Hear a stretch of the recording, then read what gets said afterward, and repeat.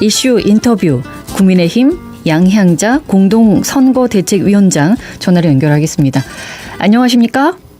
네, 안녕하십니까. 반갑습니다. 예, 대선에 일주일도 채 남질 않아서요. 많이 바쁘게 보내고 계시겠습니다. 네네, 정말 바쁩니다. 네. 네. 일선에서 이제 국민들을 계속 만나고 계실 텐데 이것부터 여쭤보겠습니다. 국민의힘 소속이라고 알고 계십니까? 국민들이 만나보시면. 국민의힘 소속이라고 알고 있습니다. 네. 민주당이라고 아직도 헷갈려 하시는 분은 안 계시던가요? 아니요, 이제 제가 국민의힘 반도체 위원장을 맡았을 때 네. 워낙 강렬한 인상을 받으신 분들이 뭐 대부분이시기 때문에 예. 국민의힘으로 알고 계시더라고요. 네. 네. 예, 투표가 일주일도 남질 않아서요. 본투표가. 국민의힘 내부에서는 현재 판세를 어떻게 분석하고 있습니까? 이제 저희는 지지층이 이제 막판에 정말 많이 결집을 하고 있다 이렇게 보고 있고요. 예. 또 여론조사 블라인드 기간 전인 어제 몇 가지 의미 있는 여론조사 결과들이 좀 나오고 있고, 그리고 오차범위 안에 들어온 이제 조사도 있고, 이제 결국은 선거는 추세라고 보는데요. 예. 이 상승 곡선에 있는 후보가 크로스가 안 된 적이 저는 거의 없었다고 봅니다. 그리고 이 흐름이 남은 일주일간, 이제 6일이죠? 예. 이어진다면 반드시 승리한다. 이렇게 저희는 판단하고 더 노력하고 있습니다. 예. 이제 남은 기간 동안에는 여론조사 결과가 발표가 되지 않기 때문에 예. 또 다른 이제 전략이 있을 것 같습니다. 국민의힘 내부에서. 어떤 전략을 갖고 계십니까? 결국은 그 선거 승리의 관건은 지지층의 투표율로 보고 있습니다. 이제 사전투표 또 본투표 전략이 뭐 따로 있지 않는데요. 예. 이제 투표장에 나오셔야 된다. 그리고 지지자가 투표를 안 하면 마이너스 2표가 된다. 결국은 3표면 이긴다. 이런 전략을 저희가 펴고 있고, 예. 또 사전투표 도입으로 사실상 선거가 3일로 늘어났지 않습니까?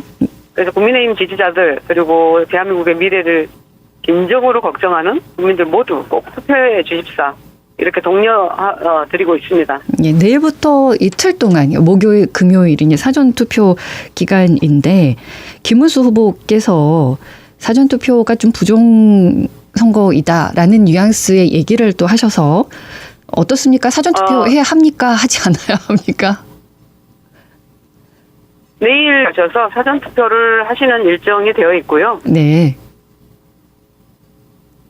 안에서 이런 이제 부정선거 이런 부분에 대해서는 이야기를 지금 그런 이야기를 해서도 안 되고 할 수도 없고, 그리고 이제 신뢰가 가장 중요하다. 예. 우리 대한민국이 신뢰를 바탕으로 국가 시스템 있기 때문에 그에 대해서는 믿음을 가지셔야 된다. 이렇게 늘 말씀을 드리고 있습니다. 예, 지금도 이동 중이십니까? 유세 때문에? 네, 이동 중입니다. 네네. 예, 그래서 약간의 전화 상태가 고르지 못한 점 좀 양해해 주시기 바랍니다. 그러면은 일단 투표율이 중요한 거군요. 네, 맞습니다. 예, 어떻게 보십니까? 투표를 많이 하실까요, 국민들께서? 이제 과거 사례로 보면 77% 이상이 나왔는데 아마 저는 80%가 넘어가지 않을까 이렇게 보고 있습니다. 예, 투표율이 높아가면서 국민의힘에 유리하겠습니까? 민주당에 유리하겠습니까? 이제 각자 해석에 달려 있겠죠. 그런데 어찌됐든 사전투표에서 또 3일간의 투표에서 어떤 지지층이 더 투표를 많이 하느냐, 이게 큰 관건이 될 것 같습니다. 예, 알겠습니다. 이제 지지층 광주 전남 이 호남 지역에서도 사전 투표율을 높이기 위해서 메시지를 좀 전달해 주시겠습니까? 저는 광주 전남 호남이 이대로도 괜찮다, 변화하지 않아도 괜찮다 하면 그냥 민주당을 계속해서 찍으시고, 그래도 새로운 변화를 원하신다. 그러면 정말 새로운 변화의 어떤 경쟁 구도를 만들 수 있는 국민의힘에 표를 주십사 이렇게 말씀을 드리고요. 네, 광주의 선택이 늘 시대를 바꿔온 힘이었는데 이번에도 광주의 목소리가 대한민국을 바꾸는 저는 힘이 될 것이다. 이렇게 말씀드리고 싶습니다. 예, 새로움을 요구한다면 국민의힘에? 네, 저는 이제 이런 말씀을 늘 호남 분들과 함께 이야기를 하는데요. 원래 호남이 보수 지역입니다. 양무 호남 심호국가에 들어있는 그 가치가 허남 없이 대한민국 없다가 나라를 지키고 또 나라를 부강하게 만들고 또 전 세계에서 대한민국을 빛내게 할 수 있는 그런 보수 정당의 가치가 살아나야 되거든요. 그런데 여전히 이제 진보 정당의 우세로 호남은 지속적으로 갈라파고스가 돼가고 있고 또 호남 없이도 이 대한민국에게 전혀 문제가 없다 이렇게 보는 시각들이 늘어나고 있는 것들이 저는 굉장히 가슴이 아픕니다. 네. 지난 3년 동안 이제 윤석열 전 대통령이 집권을 했었기 때문에 3년 이번에 이제 투표가 있고 또 다시 국민의힘에 힘을 실어준다면 호남권은 어떤 게 달라지겠습니까? 또 다른 국민의힘에 힘을 실어주고 물론 이제 태생적 어떤 그 선거에 대한 어려움이 있죠. 그럼에도 불구하고 사실은 이제 문재인 정권 때도 우리가 문재인 대통령을 만들고 민주당에서 그리고 180석을 완전히 호남의 힘으로 저는 밀어줬다고 보거든요. 예. 그럼에도 불구하고 상당히 이게 국민들의 삶은 어려워졌고 국제적 어떤 위상도 더 많이 어려워졌고 하는 이런 상황에서 과연 이제 이재명 후보 그런 비도덕적이고 정직하지 못하고 청렴하지 못하고 심지어 이제 유능하면서도 물음표를 가진 그런 후보에게 우리가 여전히 이렇게 표를 줘야 되는 것인가에 대한 물음이 있을 겁니다. 그래서 윤석열 내란 정권의 타도 플러스 이재명 후보의 어떤 사회 갈등 분열 또 포퓰리즘 부정부패 이런 부분들을 한꺼번에 이번에 청산해야 된다.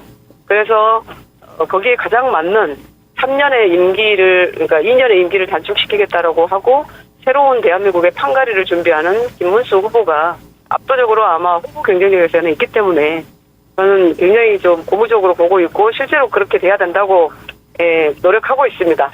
예, 윤석열 전 대통령과는 선을 확실하게 긋는 중이군요. 그렇죠. 이제 윤석열 대통령은 이제 제가 호남 출신으로서도 보면 지도자로서도 정치력도 없었었고 심지어 이제 어떤 야당과의 협치나 이런 것들이 너무나 부족했고 또 상상할 수 없는 계엄령을 발동을 해서 개봉령이라고 하고 이런 건 우리가 참을 수 없는 상황인 거죠. 그래서 지금은 이제 탈당을 하고 자연인으로 돌아가기 때문에 이게 거론할 가치도 없습니다만 그래도 새로운 대한민국을 준비하는 데는 여전히 개인 사법 리스크가 있는 이재명 후보보다 저는 김문수 후보가 그분의 삶의 궤적에서도 그렇고 앞으로의 어떤 대한민국의 새 출발에 있어서도 가장 적절한 후보다라고 감히 말씀드릴 수 있겠습니다. 예, 윤석열 전 대통령이 탈당한 지가 얼마 되지 않아서 그 전까지 계속 행보를 같이 하고 있었는데 며칠 날 탈당했는지 모르겠지만 탈당한 상황이고요. 그리고 더 이상 저희 거론할 가치도 없는 상황인 것 같습니다. 알겠습니다. 더 이상 그 부분에 대해서는 여쭤보지 않겠습니다. 네. 이제 전략적으로 중도층 공략도 해야 할 것이고 외연 확장도 필요할 텐데 김문수 후보를 지지하는 이제 사람들이 늘어나고 있습니다. 이낙연 전 총리도 어제 공개적으로 김문수 후보를 지지했는데요. 어떻게 보십니까? 이낙연 전 총리님이 그동안 친명, 그러니까 비명들이 친명들에게 당한 어떤 봉변과 수모를 생각하면, 이 이낙연 전 총리님의 결정을 결코 저는 비난할 수 없을 것이다, 이렇게 말씀드리고요. 예. 이낙연 총리께서 개인의 어떤 영달보다 공적인, 대의를 앞세우시는 분입니다. 이 총리님이 이런, 지금의 제왕적 대통령제 청산, 그리고 제7공화국의 출범을 어쩌면 생애 마지막 역사적 소임으로 생각하고 계시기 때문에 그런 상황에서 김문수 후보의 목표와 또 일치하고 있기 때문에 굉장히 어려운 결단을 내리셨다. 저는 그렇게 생각하고 있습니다. 예, 환영의 입장이시군요.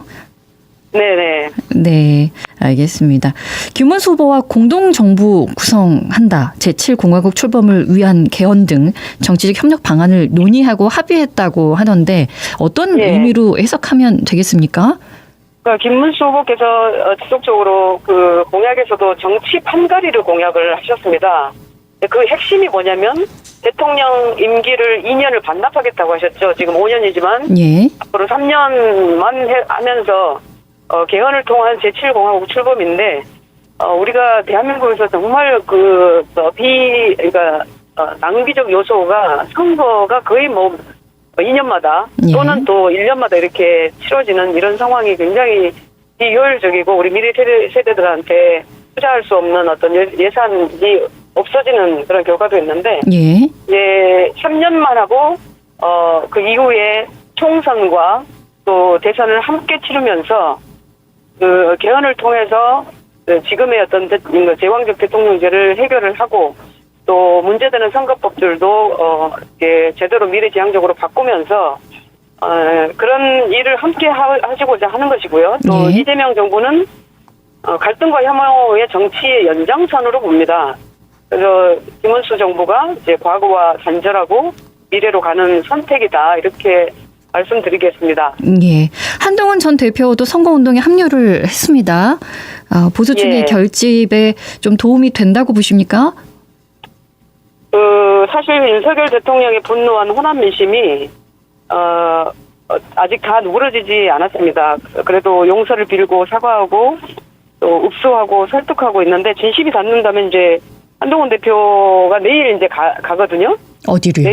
내일 아마 광주에서 사전 투표를 합니다. 네. 그런데 이제 한동훈 후보 같은 경우가 이 계엄령을 저지한 자신에게 쏟아지는 그런 비판과 그런 자신의 고통을 감수하고 계엄령을 저지를 했기 때문에 호남인들 입장에서도 보면 전혀 윤석열 전 대통령과는 다른 그런 정치인이라고 보기 때문에 저는 굉장히 좀 뭐 환영까지는 아니어도 긍정적으로 보실 거라고 보고 있습니다. 예. 선거운동을 하고는 있습니다만 김문수 후보와 함께 동행하지는 않고 번호 2번은 쓰고 있는 옷을 입습니다만 김문수라는 이름은 달지 않고 그래서 여러 가지 또 이야기들 추측들이 나오고 있는데 뭐 어떻습니까? 이제 한동훈 후보 입장에서 요구하는 것들이 있죠. 정치인으로서는 지금 윤석열 전 대통령과 완전한 친윤과 절연을 해라. 예. 그리고 부정선거에 대한 이런 제대로 된 메시지를 내시라. 그리고 이재명을 확실하게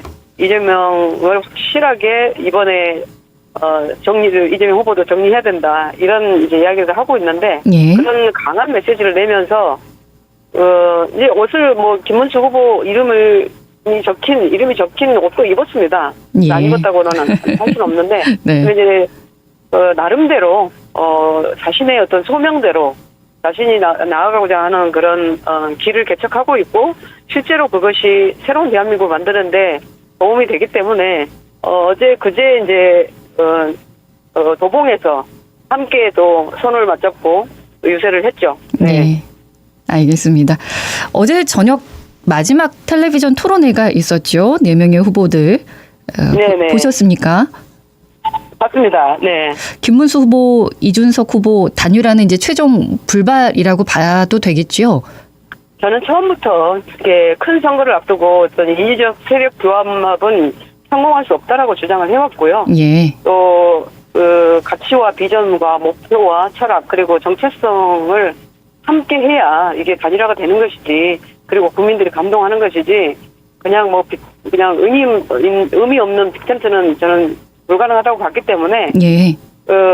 국민의힘이 이제 이렇게 진심과 성심을 또 다해서 설득하기도 했습니다, 사실. 이준석 후보한테. 그런데 이준석 후보는 어떤 자신의 어떤 그 정치 실험 무대이기도 하고. 예. 또 응하지 않는 부분도 있는데 저는 자강으로 국민의힘만으로 이겨야 된다. 이길 수 있다. 그리고 또 김문수 후보 자체가 혼자 구도에서 승리할 수 있는 역량과 또 경륜을 갖고 있고 무엇보다도 청렴한 후보이기 때문에 어떤 공직사회라든지 우리 대한민국의 전체 사회를 아주 청렴하고 깨끗하게 만들 수 있는 분이라고 생각하기 때문에 저는 승리에 대한 확신과 자신감이 있다라고 보고 있습니다. 예. 어제 토론회에서 김문수 후보의 발언도 들었습니다만 토론이 끝나고 나서 오늘 논란이 되는 부분이 이준석 후보의 혐오 발언입니다. 그래서 결국 사과도 하기도 했는데 그 논란이 되는 부분에 있어서 김문수 후보가 혹시라도 이제 이준석 후보를 지지했던 그 지지층이 표가 이탈하면서 김문수 후보 쪽으로 올 수도 있다. 이렇게 분석도 하십니까? 저는 이제 그런 생각보다도 어떤 지도자의 어떤 말, 태도, 그리고 지도자의 메시지 이런 부분에서 굉장히 신중을 기해야 된다고 생각을 하는데 예.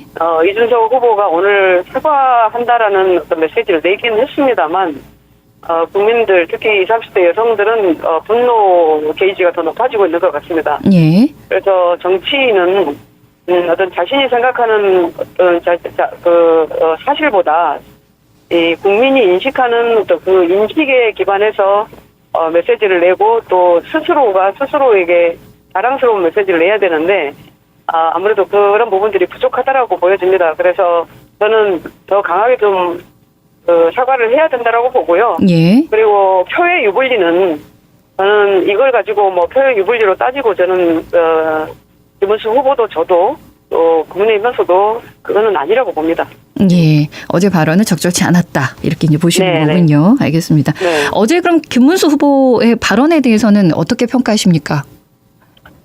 김문수 후보께서는 이제 굉장히 그 경륜 있고 여유로운 모습 또 이제 세 번의 그 토론회를 거치면서 사실 오랫동안 정치에서 좀 떨어져 계셨지 않습니까? 예. 그런데 세 번 특히 이제 어제까지 그 토론을 보면서 이런 사람이 있었나라고 많이들 보시는 것 같습니다. 그러니까 제 주변에서도 이제 주로 이제 기업하시는 기업인들이 많은데 예. 왜 이제야 이런 그 김문수 후보 같은 분이 이제 나왔나? 차라리 윤석열 대통령 지난 어떤 대선에서 나오셨어야 되지 않느냐라고 하실 정도로 이분이 내 삶이 뭐 민주화 투사로서도 그렇고 정말 사회적 약자를 위해서 일했던 그런 삶의 궤적도 그렇고 그리고 경기도에서의 어떤 그 치적들을 보면 상상할 수 없는 일들을 8년 동안 해놓으신 걸 보면 저는 이분이 했을 때 정말 우리 호남권도 완벽하게 변화를 우리가 도모할 수 있다. 이렇게 생각을 합니다. 예, 구체적인 내용을 여쭤보겠습니다. 어제 다뤘던 내용이 이제 정치 개혁 분야이기도 했고 개헌, 뭐 안보 이런 내용이지 않았습니까? 좀 더 구체적인 공약이 있으면 말씀해 주시겠습니까? 우리 김문수 후보는 첫 공약이 기업하기 좋은 나라라고 하고 있습니다.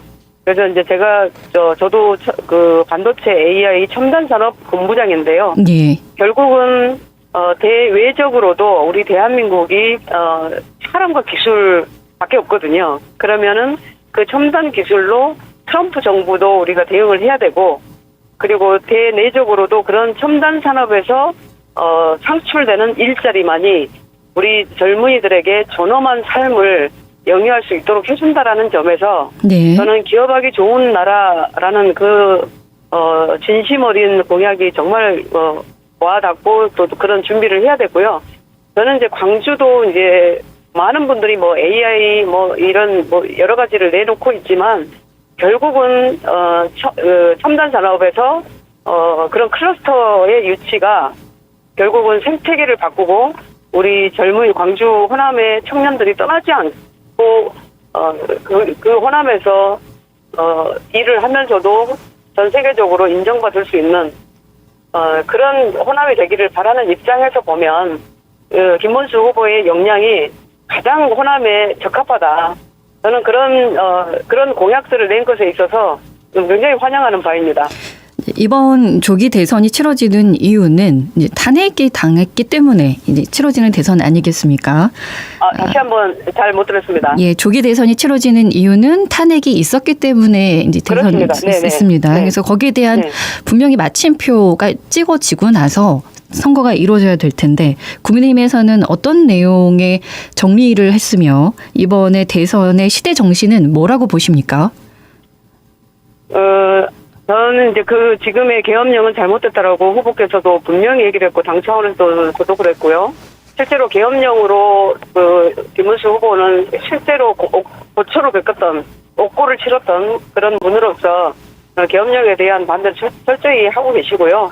탄핵도 잘못되었다라고 분명히 얘기를 하시고 탄핵은 찬성한다라고 말씀을 하시고 그래서 지금은 이제 윤석열 전 대통령이 파면된 대통령으로서 사법 판단을 받고 있기 때문에 그것에 대해서 지금 다시 되돌려서 과거로 가가지고 그걸 다룰 필요는 없고요. 예. 근데 이제 두 가지입니다. 이제 시대 정신이. 첫째는 아까 말씀드렸던 윤석열 이재명 패키지 청산이고, 갈등과 반목, 또 혐오와 보복의 정치를 이제 끝내야 된다.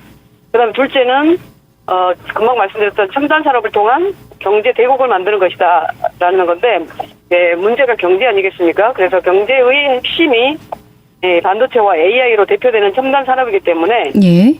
대한민국이 어떤 그 트럼프 정부에서도 기술 패권 전쟁, 또 관세 도발, 이런 세계의 도전에 응전하고 인류 국가로 도약해야 된다.